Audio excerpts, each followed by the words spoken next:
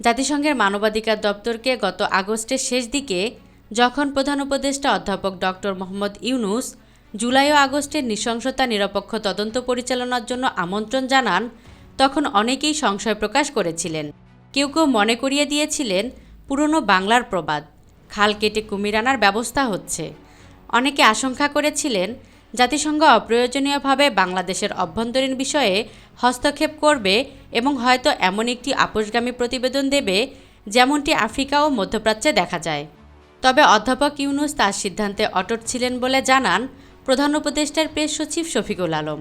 গতকাল শনিবার রাতে নিজের ভেরিফাইড ফেসবুক আইডিতে এক পোস্টে প্রধান উপদেষ্টার প্রেস সচিব শফিকুল আলম এসব কথা লেখেন। পোস্টে শফিকুল আলম লেখেন, ডক্টর ইউনূস চেয়েছিলেন হত্যাকাণ্ড ও সহিংসতার বিষয়ে একটি নিরপেক্ষ তদন্ত। তার বিশ্বাস ছিল জাতিসংঘের মানবাধিকার দপ্তরে একমাত্র সংস্থা যারা এমন সত্য উদ্ঘাটন করতে পারে।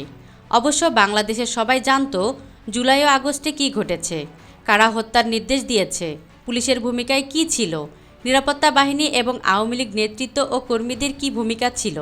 তবে আন্তর্জাতিকভাবে স্বীকৃত এবং নিরপেক্ষ সংস্থার তদন্ত প্রতিবেদন থাকাটা জরুরি ছিল।